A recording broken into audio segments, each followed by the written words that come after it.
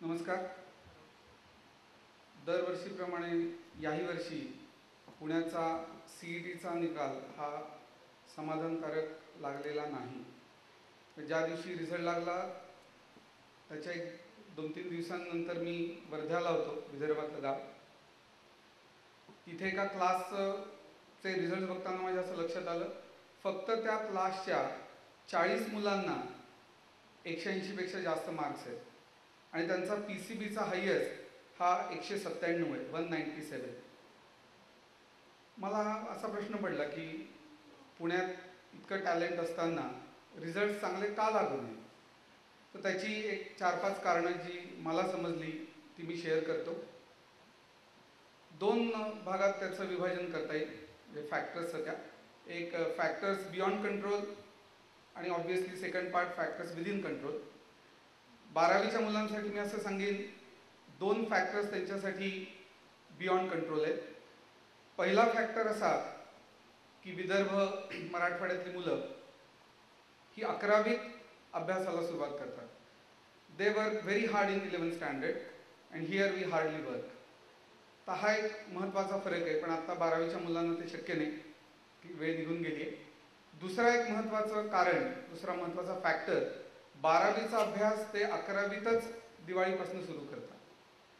खूप आधी अभ्यास सुरू केल्यामुळे बऱ्यापैकी लवकर त्यांचा पोर्शन संपतो आणि मग सेल्फ स्टडीला त्यांना वाव मिळतो, बऱ्यापैकी वेळ मिळतो.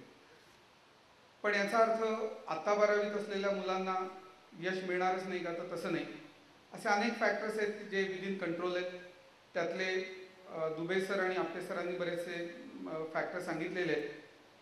मी त्यात अजून 1-2 गोष्टी ॲड करीन. म्हणजे एडनेक्सा बेसिकली आम्ही का सुरू केलं, तर कितीही मुलांना सांगितलं तरी त्यांना 11वीत आपण अभ्यास करावा हे लक्षात येत नाही. एडनेक्सात यावर्षी आम्ही 11वी पण इन्क्लूड केलं आहे. जो एडनेक्सा सबस्क्राईब करेल त्याच्याकडे वर्षाच्या सुरुवातीलाच 11वीच्या पूर्ण कोर्सचं मटेरियल अवेलेबल असेल. कॉलेजमध्ये अजिबात होत नाही असं काय मला म्हणायचं नाही. कॉलेज क्लासेस याचा उपयोग होतोच, पण बरेचदा कॉलेजच्या परीक्षेला जो टॉपिक असतो तो कॉलेजमध्ये फारसा कळलेला नसतो किंवा क्लासमध्ये झालेला नसतो. जर एडनेक्साचं सबस्क्रिप्शन घेतलं असेल तर त्या विद्यार्थ्याला एडनेक्साच्या मटेरियलचा उपयोग करून तो टॉपिक चांगला कळू शकेल आणि परीक्षेत पण चांगले मार्क्स मिळतील. याचं कारण प्रत्येक टॉपिकचे आम्ही नोट्स दिलेले आहेत. जसं 11वीत माझा मॅथमॅटिक्स विषय असल्यामुळे सांगतो, क्वाड्रॅटिक इक्वेशनचं टॉपिक असेल तर सुरुवातीला महत्त्वाचे पॉईंट्स त्यात दिलेले आहेत. त्यानंतर रेकॉर्डेड लेक्चर असेल, मल्टिपल चॉईस क्वेश्चन्स असतील अराउंड 50 to 75. ते टेस्ट फॉर्ममध्ये असतील. म्हणजे सुरुवातीलाच एक सम वाचून मला त्याचं सोल्युशन कळेल का, तर नाही कळणार. प्रत्येकाने प्रयत्न करायचे आहेत, ती टेस्ट पूर्ण करायची आणि मग टेस्ट सबमिट केल्यावर त्याला त्याचा स्कोअर कळेल आणि मग प्रत्येकाचं डिटेल सोल्युशन कळेल. एक महत्त्वाचा मुद्दा, बऱ्याच पुस्तकांमध्ये सोल्युशन दिलेली असतात, पण त्यात students are asked to read between the lines, की जे मुलांना शक्य होत नाही.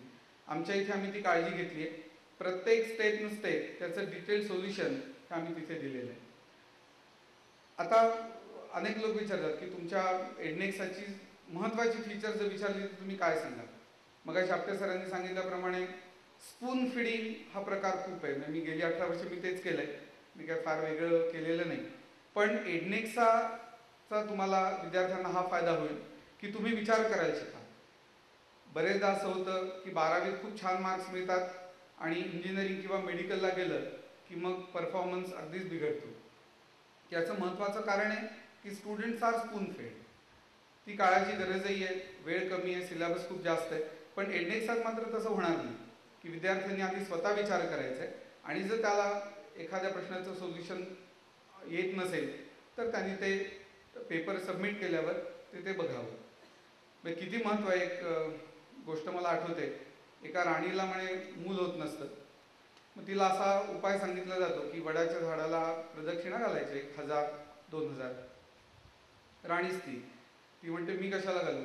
ती एका ब्राह्मणीला त्यासाठी अपॉइंट करते मग आता राणीसाहेबांचा हुकूम, त्यामुळे ती अगदी प्रामाणिकपणे ते 2-3 महिने कार्य सुरू ठेवते. पण याचा परिणाम असा होतो की त्या ब्राह्मणीकडे मुलाची रांग लागते आणि राणी तशीच.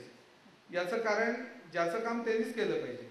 मुलांनी स्वतः विचार करून प्रत्येक प्रश्न समजून घेतला पाहिजे, त्याचं उत्तर शोधायचा त्यांनी प्रयत्न केला पाहिजे. एडनेक्साचा अजून एक फीचर महत्त्वाचं ते मी सांगेन की आस्क अ क्वेरी. म्हणजे आम्ही अनेक वर्ष क्लासेस घेतले, माझे कलिग्स अजूनही घेत आहेत, पण त्यांचाही हाच अनुभव असेल की वर्गात कोणीही प्रश्न विचारत नाही. आजकाल क्लासेस म्हणजे मोठं कॉलेज हेच त्याला स्वरूप आलं आहे. त्याची अनेक कारणे आहेत. त्या कारणांमध्ये न पडता ही फॅक्ट प्रत्येकाने ॲक्सेप्ट केली पाहिजे की मला एखाद्या प्रश्नाचं उत्तर कळलं नसेल, एखादी कन्सेप्ट क्लिअर माझी झाली नसेल तर ती मी विचारत नाही. इथे एडनेक्सावर आम्ही आस्क अ क्वेरी हा एक तिथे आम्ही सोय केली आहे. कुठल्याही प्रकारची जर शंका असेल तर ती न लाजता विद्यार्थी विचारू शकतो, कारण विद्यार्थ्याला आपल्या शंकेचं कोण निरसन करणार आहे हे माहिती नसतं. शिक्षकाला असंही म्हणता येतं की अरे काय मूर्ख आहे, याचं एवढं सोपाचं उत्तर त्याला आलं नाही. तर असा प्रश्न नसल्यामुळे मागच्या वर्षीचा अनेकांचा अनुभव आहे की बाबा ठीक आहे, तुमच्या दृष्टीने सोपं असेल पण मला हे कळलेलं नाही. तर आस्क अ क्वेरी या फीचरचाही स्टुडंट्स उपयोग करून घेऊ शकतात. विदर्भात जेव्हा आम्ही एडनेक्साविषयी सांगत होतो तेव्हा त्या मुलांना हे अतिशय आवडली कन्सेप्ट. फक्त तिथे दुर्दैवाने नेटचं पेनिट्रेशन कमी आहे. पुणे मुंबईसारख्या शहरांमध्ये तो फारसा प्रॉब्लेम नाही आहे. आम्ही बरेचदा सांगतो की मूलभूत गरजा अन्न, वस्त्र, निवारा आणि मोबाईल आजकालच्या मुलांच्या, तर आता यात भर पडणार आहे म्हणजे इंटरनेटची. त्यामुळे इंटरनेटचा चांगला वापर हा विद्यार्थी करू शकतो. अर्थात पालकांचे त्यांच्यावर लक्ष हवं. इंटरनेट थ्रू एडनेक्साचाच अभ्यास केला जातोय ना याची पण खात्री पालकांनी करून घेतली पाहिजे. त्याही दृष्टीने आम्ही प्रयत्न करतोय की फक्त एडनेक्साची साईट ओपन होईल यासाठी काही करता येईल का, म्हणजे जेणेकरून पालक निर्धास्तपणे आपल्या मुलाला किंवा मुलीला इंटरनेट वापरू देतील. त्यामुळे मला असं वाटतं इथे बसलेल्या फक्त 12वी नाही 11वीच्या मुलांनीही यावर्षीपासूनच एडनेक्साचा वापर करावा. AIEEE माझं असं ऑब्झर्वेशन आहे की पुण्यात खूप लोक AIEEEची परीक्षा देतात पण फक्त फॉर्म भरतात आणि डायरेक्टली परीक्षेला जातात.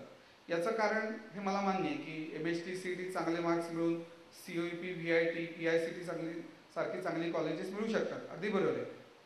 दुसरं एक कारण आहे की 30-35 हजार रुपये भरून AIEEEचा क्लास का लावायचा. तर यावर एडनेक्साने एक छान सोल्युशन काढलं आहे. कोट्या राजस्थानहून तिथले जे चांगले प्रोफेसर्स आहेत त्यांनी लिहिलेलं मटेरियल या स्टाईलनी प्रत्येक टॉपिकचं नोट्स आहेत, रेकॉर्डेड लेक्चर आणि MCQs असं प्रोव्हाइड केलं आहे आणि ते फक्त माझ्या मते 3,500 रुपये आहेत. त्यामुळे फक्त AIEEEचा फॉर्म भरून परीक्षा द्यायचं असं न करता जे काय एडनेक्साचं मटेरियल प्रोव्हाइड केलं गेलं आहे तेवढं जरी तुम्ही करून गेलात तरी तुम्हाला त्याचा फायदा होईल. याचं कारण दुबे सरांनी सांगितल्याप्रमाणे प्रत्येक कॉलेजमध्ये कोटा आहे AIEEसाठी 15%. त्यामुळे फार चांगले मार्क्स नसतानाही AIEEE कोट्यातून चांगलं कॉलेज मिळालं अशी बरीच उदाहरणं आहेत. म्हणजे यावर्षी 432 मार्कांची परीक्षा झाली होती AIEEची. ज्यांना 55 मार्क्स आहेत किंवा त्यापेक्षा जास्त अशा लोकांना काउन्सिलिंगसाठी बोलावण्यात आलं होतं. म्हणजे 432 पैकी 55 मार्क्स मिळवणारा मुलगाही काउन्सिलिंगसाठी एलिजिबल होता. यावरनं तुमच्या लक्षात येईल की हे लक्षात येईल AIEEची डिग्री ऑफ डिफिकल्टी जास्त आहे. पण वर्षभर विशेषतः 11वीपासनं जर त्याचा अभ्यास सुरू ठेवला तर नक्की AIEEत पण चांगले मार्क्स मिळतील. अजून एक फीचर म्हणजे ब्लॉग्स लिहिलेले आहेत. जसं MHT CET आणि AIEEE एक महत्त्वाचा फरक असा आहे की MHT CET मध्ये निगेटिव्ह मार्किंग नाही आहे. त्यामुळे मग मी कॉन्फिडंट नव्हतो म्हणून 10 क्वेश्चन्स मी अटेम्प्टच केले नाही MHT CET परीक्षेत असं म्हणणं मूर्खपण आहे. याचं कारण जरी आन्सर चुकलं तरी त्याचे मार्क्स कमी होणार नाही आहे. AIEEमध्ये मात्र निगेटिव्ह मार्किंग आहे. पण दुबे सरांनी सांगितल्याप्रमाणे एखाद्या विषयी जर तुम्ही कॉन्फिडंट नसाल क्वेश्चनच्या आन्सरविषयी तर तुम्ही ते अटेम्प्ट करू नका, त्याचे मार्क्स कमी होणार नाही आहेत. AIEEE तिन्ही विषयांना सारखे मार्क्स आहेत, MHT CETमध्ये मात्र तसं नाही आहे. तर हे जे असे फरक आहेत ते तुम्हाला आम्ही जे ब्लॉग्स लिहिणार आहोत त्यातनं तुम्हाला वाचायला मिळतील. आपटे सर, दुबे सर आणि असे अनेक चांगले लोक रेग्युलरली ब्लॉग्स लिहिणार आहेत.